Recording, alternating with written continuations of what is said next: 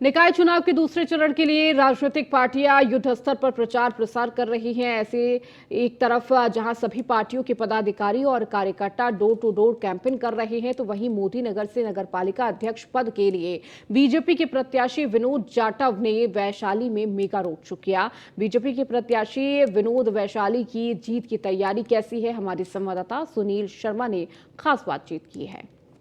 का जो अंतिम दौर इस समय चालू हो चुका है। मैं इस समय मौजूद हूं मोदी नगर में और यहां पर बीजेपी जो प्रत्याशी हैं विनोद जाटव, उनके पक्ष में यहां पर रोड शो का आयोजन रखा गया है। मेरे साथ में प्रत्याशी हैं। मैं आपसे जानना चाहूंगा कि जिस तरह के मुद्दों की बात चल रही है, विकास की बात चल रही है, तो किस तरह की योजनाएं आपके द्वारा आने वाले समय में मोदी नगर की जनता के लिए होंगी?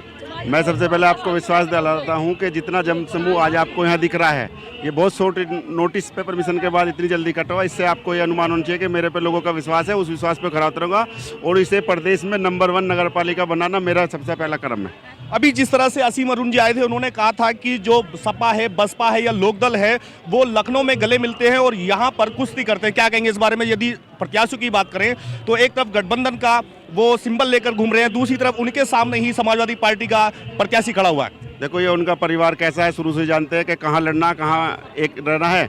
वो तो परंपरा है उन पार्टी की, आप जानते ही हैं, कहाँ दोस्ती दुश्मनी निभा लेते हैं। इनको कोई मुद्दा नहीं है, ये सिर्फ भटकाने के लिए ऐसे अपने आप को समाज के सामने दिखाते हैं कि हम एक समाज के। अगर समाज की बात होती तो मैं आपको बताता हूं कि सबसे समाज मुझे वोट करेगा। ये मैं आपको विश्वास दिलाता हूं। समाज का जितना प्यार, जितना तिलक, जितनी मालाएं मेरे गले में उन्होंने डाली हैं, बुलाने हैं, इतना आशीर्वाद दे रहे हैं, मैं आपको विश्वास दिलाता हूं कि कोई ऐसा वो नहीं है वो कहीं कुछ लड़े, यहाँ लड़े। यहाँ आप जनसमूह देख के आइडिया लगा सकते हैं कि क्या चल रहा है। यदि मोदी नगर में बात करें तो अभी उन्होंने स्वतु संपत्ति को अपना मुद्दा बनाया है। हालांकि इस पर जो सांसद हैं वो भी कह चुके हैं कि ये तथ्य विहीन है, इसमें कोई जोर नहीं है, कोई दम नहीं है। क्या कहेंगे इस बारे में? उनको कोई मुद्दा नहीं मिल पा रहा है और मैं आपको विश्वास दिलाता हूं, अगर चेयरमैन के हाथ में ये मुद्दा सुलझाना होगा तो उनका सबसे ज़्यादा भरोसा तो मेरे पे ही होगा।